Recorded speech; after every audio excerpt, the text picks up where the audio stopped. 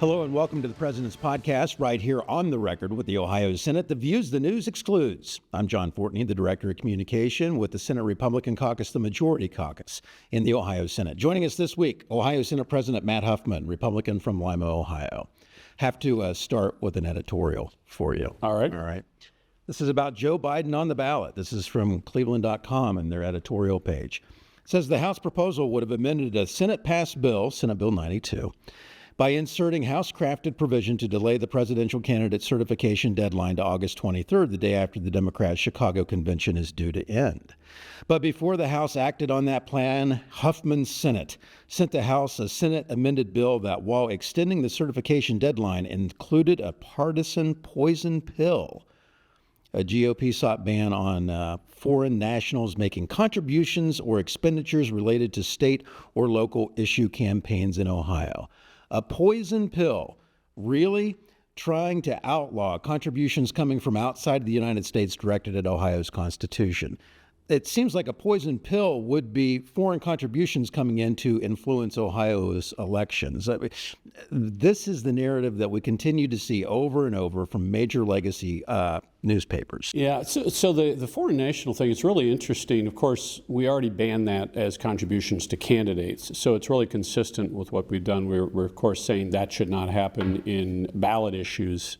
And it really sort of goes back really to the founding of our country. You know, Ohio is its own sovereign that is part of a federal system with 49 other states that make up the United States of America.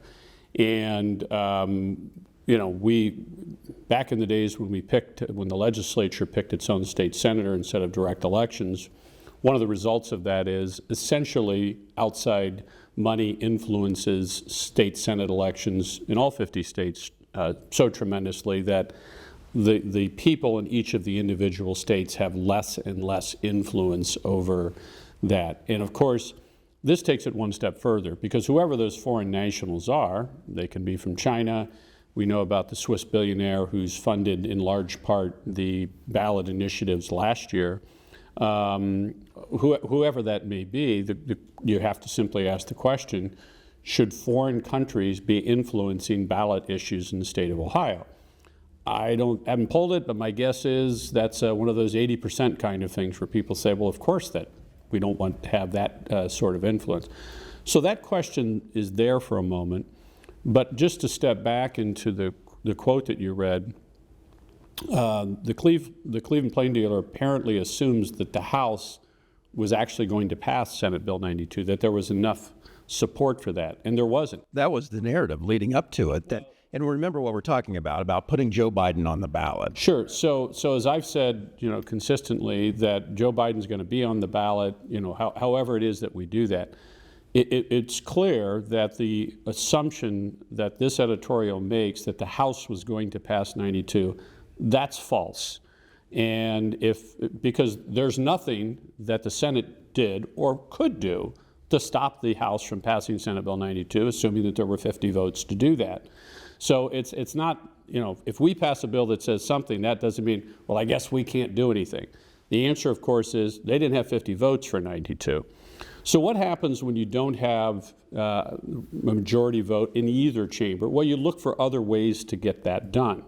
One of the ways that we do that is, okay, here's a little something for both sides. Now, where lots of people really give they say, why don't we have more compromise? Why not? Well, that's simply what we did in this case, is many Republicans obviously weren't going to vote for Senate Bill 92. That's why they couldn't get 50 votes. So we're going to say, okay, well, here's something that most of the public wants, has passed overwhelmingly in the Senate for whatever the reason may be, has received no action in the House. Let's put it all in one, and there's something in there for everybody to like and to dislike. Again, passed out of the Senate, I think probably along party lines, but you know, probably by a 3-to-1 margin, and went over to the House, and for whatever reason, the Speaker chose not to bring that up. Hopefully that will come up on the 22nd when they have session, and the problem can be solved then. But there's a whole set of assumptions in the editorial that aren't true. Well, it's also interesting what the Democrats were saying that day 2 weeks ago during our session, Senator DeMora said this is the worst type of partisan politics for preventing and banning foreign election interference in an issue campaign. That's the worst kind of politics. Why would Democrats vote against banning, outlawing contributions coming from outside the United States that are aimed at our Constitution when it's already illegal, as you pointed out, to accept those contributions for a candidate campaign? Yeah. The road to a majority in the House and the Senate and otherwise being influential in elections is a tough, hard row. You got to get good candidates, you got to work hard, you got to raise money. And for whatever reason, and I think there's a couple reasons, the Democratic Party has all but abandoned that road to winning seats. Now, you can, if you look hard enough, you can find editorials even among Cleveland Plain Dealer where they make reference to that, hey, Dems, let's try a little bit here. But they're not doing that. They're not running these campaigns. They're relying almost solely on, well, maybe we can draw the districts different and we can win more. Or maybe guys from outside the United States can influence what happened and give money. And frankly, one of the reasons why it's so difficult for Democrats to get, and not necessarily win a majority, but get to a point where they can be more influential, are term limits. If you're in a place in your leadership of a minority party, as I was in 2008, 2009, and 10, and there's really no opportunity for you personally to become the speaker or be a influencer, it's a little harder for you to do all that work. And so term limits have really affected this change, I think, substantially. And we could probably do a whole show just on that. But it's really, I think in this case, Democrats would rather say, roll the dice on a big issue. And, you know, I think that most folks are going to look at both the foreign money issue and this issue when they know more about it in November and see it for what it is. It really seems like what the Senate did 2 weeks ago is a simple fix. Hopefully the House does pick it up because there is Senate session next week, I believe. And you're on the record as saying Joe Biden will be on the ballot one way or another, but should we expect any additional legislation regarding this, or do you think the Senate has spoken and we'll wait and see what the House does? Yeah, I think we've done what we have to do and can do in order to resolve both of these issues. And but, you know, as always, if there are different solutions to these two problems that people have, you know, happy to hear them. One of the very interesting things, too, we were talking with Senator McCauley about, and also with you and Senator Faber a couple of weeks ago on the podcast, was the Citizens Not Politicians ballot initiative. And we've shown you this flow chart by Ohio politics guru who's actually supportive of the ballot amendment. Well, he actually promoted us and had quite the thread on the podcast last week on Twitter, or X, Ohio politics guru. Here it is. I actually took a screenshot of our podcast. And it says the following. It says, this flow chart was cited in the latest episode of the President's Podcast, the Ohio Senate GOP's self-dubbed discussion of the views the news excludes. So thank you for watching. In it, Senate GOP spokesman John Fortney claims it shows that the amendment lets the court special masters draw the maps. He says that's not quite right, and then goes down through a few posts. Then at about 4 posts after that says, can the court special masters eventually adopt a map? In short, yes. So I guess Fortney is right that the court can draw the map, but only after the commission has an opportunity to fix the identified issues. And even if the commission fails to fix the issue, he says, the court must make only as few changes as is necessary to create a legal map. Well, I guess the court decides how many changes that would take. So again, the General Assembly, the legislative branch, is totally excluded from this inherently political process that the voters send their representative or senator to represent them in this political process. So the court does draw the map after all. Yeah, there isn't really, the elected officials are removed, so there is no accountability to the public. These are going to be folks that you never see that are, it's really going to be a process that is shielded from the public. And it's probably a good time to remind folks of the United States Constitution's provision regarding the primacy of state legislatures in drawing congressional districts. These are our federal districts, setting aside the General Assembly for a second. And you say primacy. The importance that, and first, first in position is what I mean by that. So remember when in 1787, when the Constitution was being drafted, there was no federal government, there was no Congress. These were a group of representatives from the then 13 colonies. Even though they were starting to call themselves states, there was no United States until 1788. But in 1787, they came together, and this was a group of largely state legislators. And there were folks like James Madison who were saying, we have to have some sense of a cohesive national government, or we will collapse. And there are others saying, well, maybe, but all that means is there's going to be a central government like King George who's going to tell us folks up in New Hampshire what to do. And we don't want that. And so there's a whole set of safeguards for the individual, and that happened in the first 10 amendments, but also for the states. One of those was the legislatures would pick U.S. senators. We did away with that in the 17th Amendment. And they can call a convention to amend the Constitution. The states can without Congress doing that. One of the really important ones is that state legislatures would be in charge of the time, place, and manner of elections to the National Congress. And what that was about, of course, is we're going to decide what the districts look like. We're going to decide when the election is, how all of that happens. Why is that important? It makes the state legislature have a indirect but an important control over the congressional delegation. The state has some authority over what's going on in the federal government. Many folks today don't really even realize that, oh, we're just the United States of America. No, these are states that have this federal government that they've come together and formed. This process, of course, completely removes the state legislature. That federal process where the state legislature is allowed to do that. Now, in some cases, this has been allowed, and there's this 20-year-old Supreme Court case that, well, if the state decides they want to do that, they can, but there still has to be. So there probably will be a constitutional question as to whether this is even constitutional, which certainly end up in the U.S. Supreme Court. But if you want to complain to your state legislator about why isn't pick a congressman part of my district anymore, or your favorite congressman or disfavored congressman, whatever. You're not going to be able to do that. Or say, hey, in my case, Senator Schaefer, why is my district drawn this way? I have nothing to do with whatever this hub and spoke type of amendment would bring. I'm unhappy with, and then who do I complain to? Well, Senator Schaefer would say, I don't have anything to do with that. It was drawn by this so-called independent citizens, not politicians panel, and they disappear into the ether. Sure. So for 200 years, we've been drawing these districts this way in Ohio. I was part of it in 2011. And of course, there are many upset people when these districts are drawn. And it's people who wanted to run for a district, or maybe they wanted to run for Congress and all of that. So it is. And often the party, I would say more than often, usually the arguments are intra-party versus inter-party.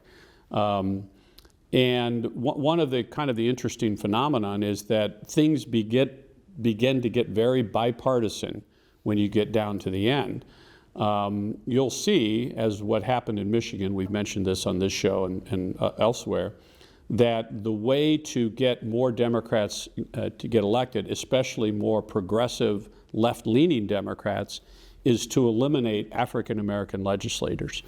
So in Detroit, Michigan, for example, which has the largest percentage of African-Americans of any city in the United States, their recent redistricting has left only 1 out of 9 of their state senators from Wayne County, which is where Detroit is. Only 1 out of 9 are now in the state legislature. They, of course, sued and the federal court threw that map out. So you're going to hear from some of those folks who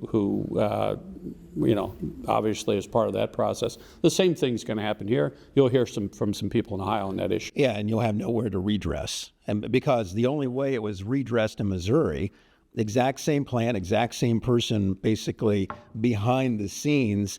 Once it was put in place, it was such a disaster, Missouri voters said, this is so bad, we have to repeal it.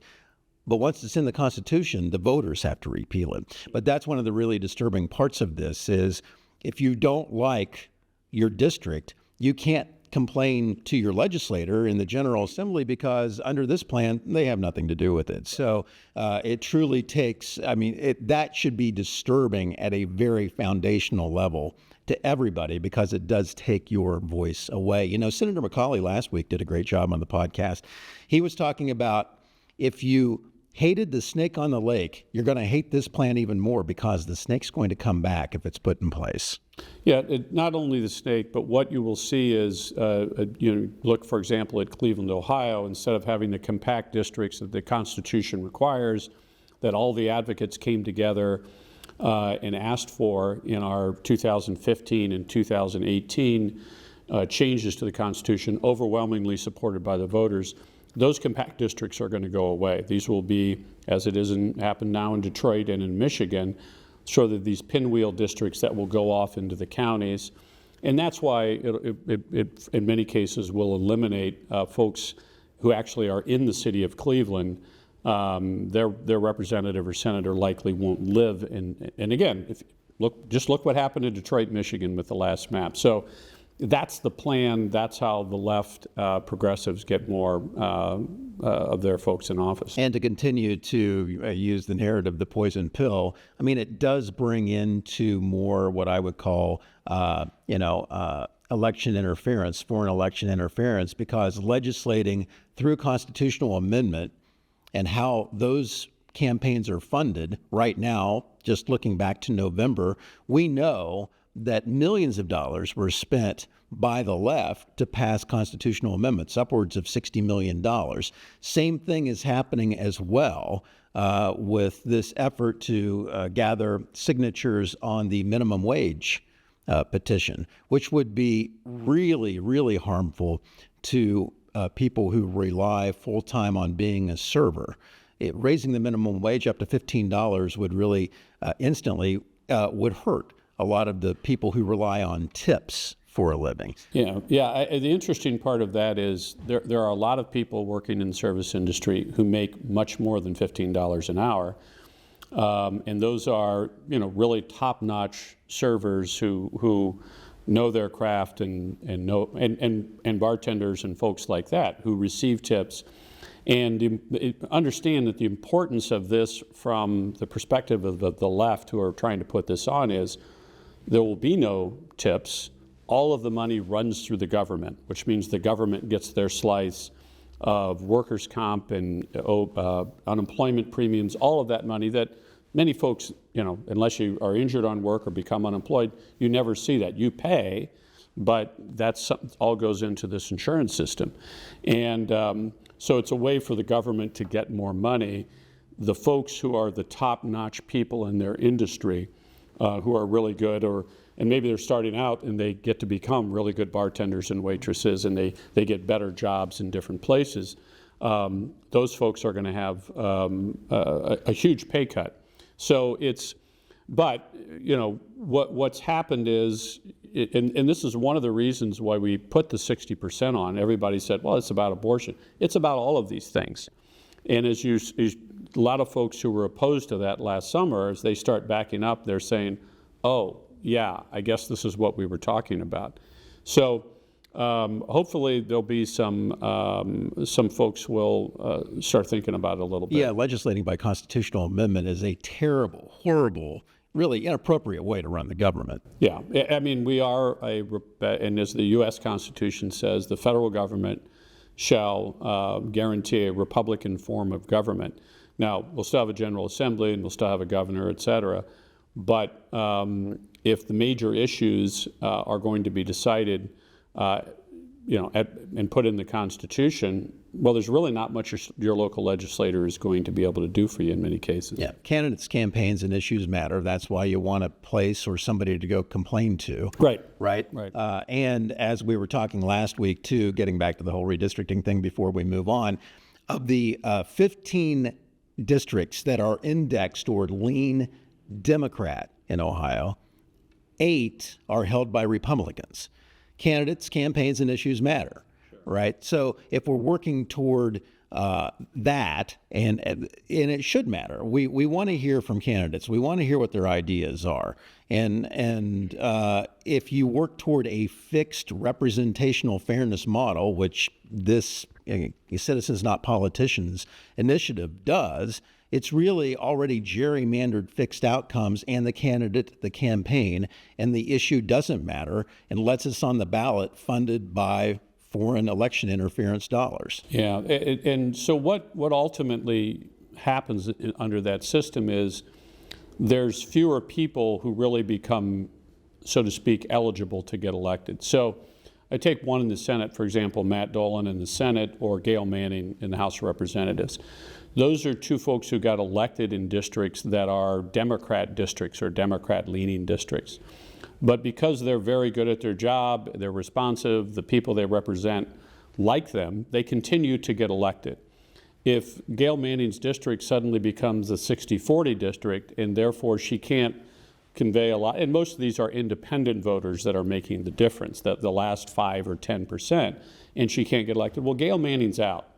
And so are a lot of other people who may say, well, I would run, but I'm not going to because there's no way that I can get elected. So this will make districts less competitive. That's the whole point of it. So, and if all of the aspects that we fought for in that all sides wanted, Democrats and Republicans wanted in 15 and 18, competitiveness, compactness, communities staying together, better able to represent the people, that all of that goes out the window with this issue. And you have nobody in the legislature to complain to if you don't like your district. I wanted to get back to the minimum wage potential ballot initiative.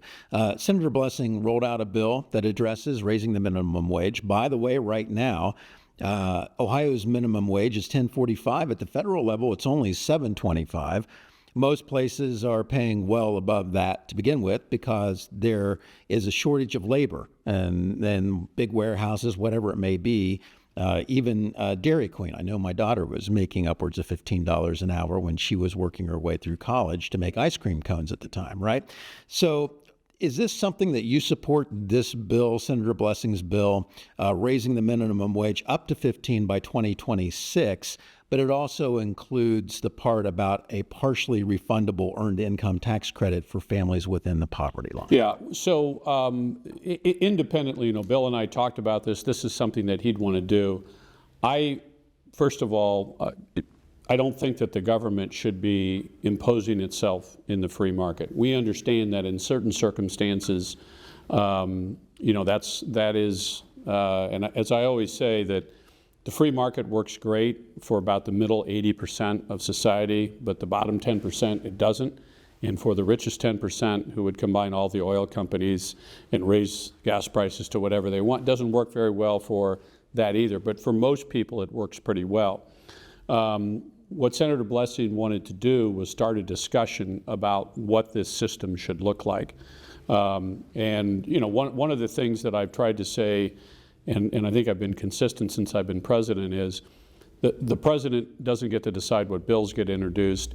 Occasionally we pass a bill I don't like because most of the caucus does want to do it. So I think this is an important discussion to have. So Bill's going to have hearings on it. We'll see how far it goes.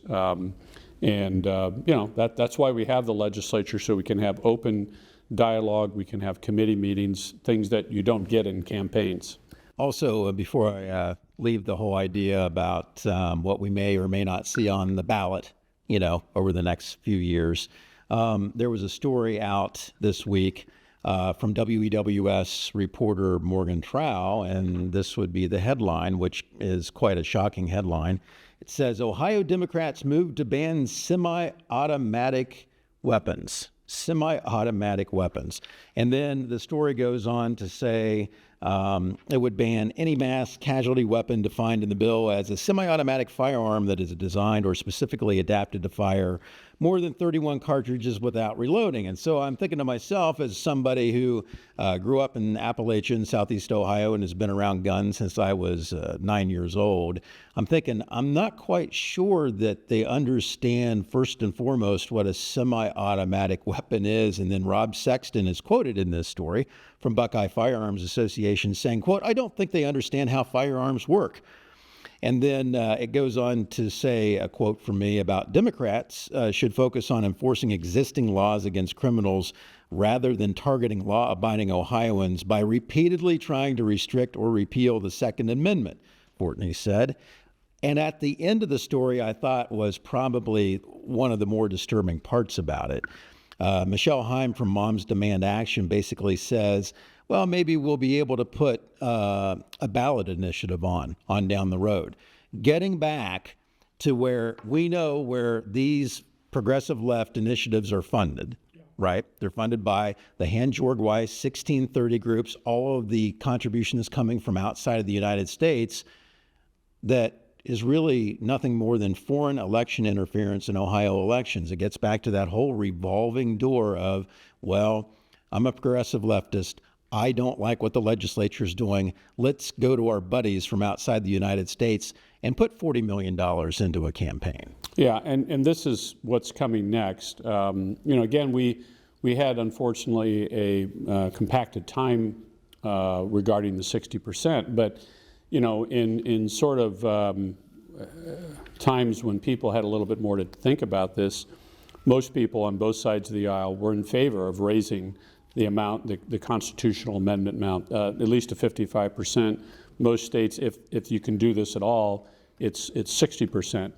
So I think we still need to have that that conversation about really what should it be like to pass this, because yeah, they will continue to try to put constitutional amendments on the ballot. They'll continue to do that on a whole variety of things, not just guns or other things. You'll probably see stuff regarding quote-unquote health care and a whole number of other things that are going to come on the ballot. So I think it's an important time in Ohio to decide how we want to govern. And what the real hypocrisy about it is, as we were talking about this last summer, even the Ohio Democratic Party's own charter, to change the charter of the Ohio Democratic Party, it's more than 60%, as I recall. Might have even been 75%. I would have to pull the graphic back up. Well, I think those ironies are ignored by the people who are trying to do this. And remember, the League of Women Voters of today are not the League of Women Voters of 10 years ago when we were working this all out. This is an organization that's been taken over by a whole group of people that have a different viewpoint other than good government. One of the things that the Senate has been working very hard on is really updating, reforming the mission of higher education in Ohio. With Senate Bill 83 that Senator Serino was able to pass through the Senate.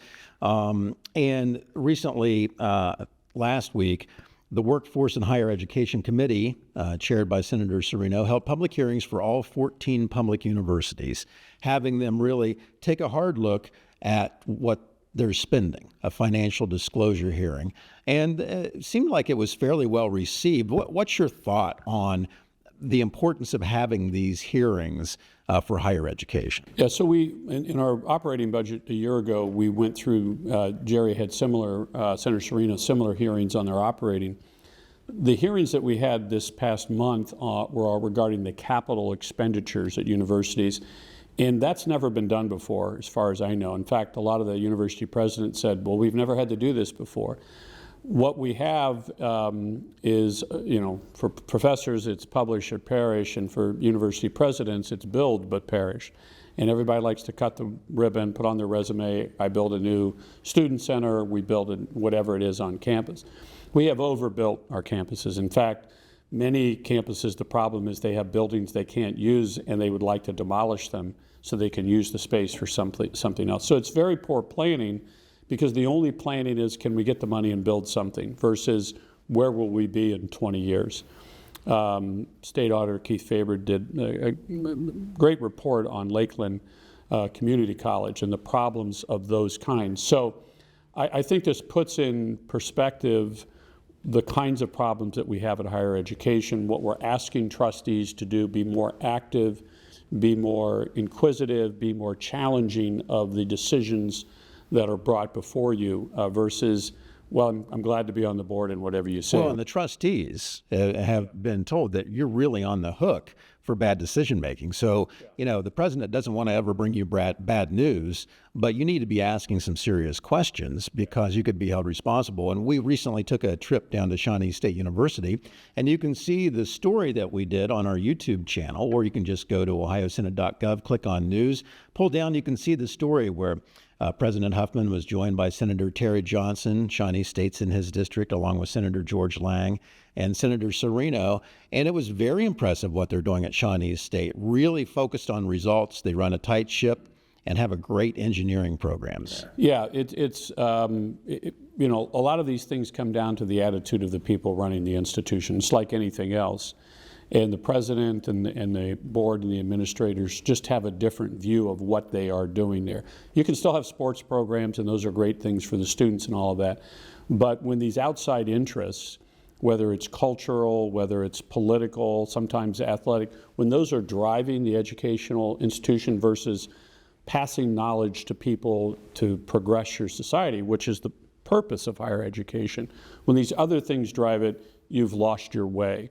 And so that's directly on the shoulders of the trustees of these universities. Some folks have said, well, that's not why I signed up to be a trustee. Well, then you should step down. Other folks are saying, finally, someone is saying what I've been saying for 10 years. So it's a good time, I think, in the state of Ohio. We criticize the Cleveland Plain Dealer a lot. They criticize us a lot.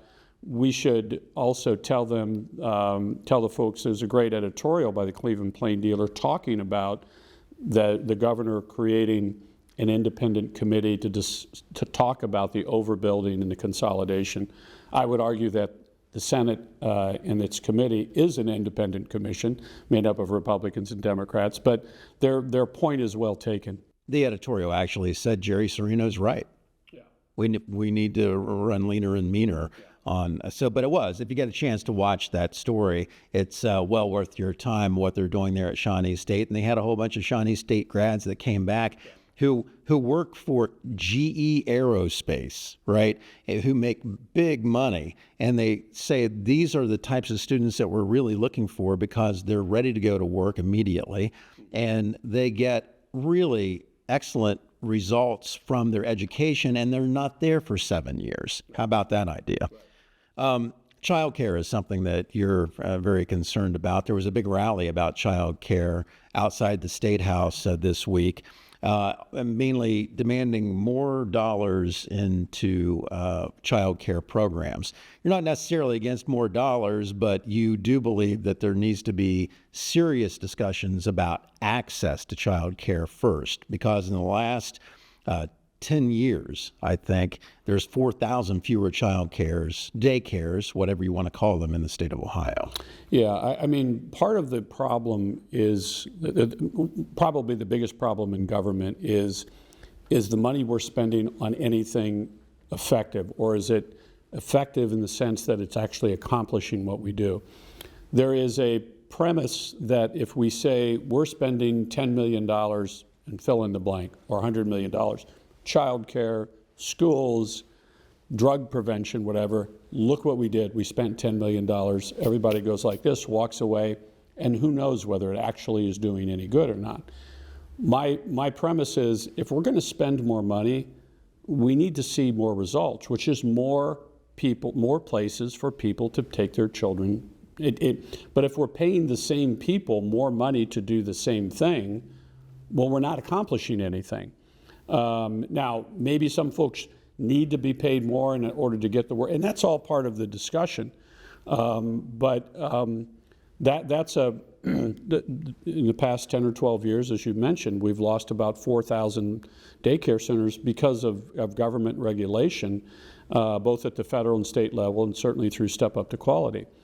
And people just don't want to talk about that. They want to say, give us more money. I don't want to go down the road where we're going to spend a lot more money and not have more child care. Well, not every child care needs to be a certified preschool, right? I mean, Well, I don't know what certified means, other than the person who's starting the certification company comes in there, say certified, and we pay them money.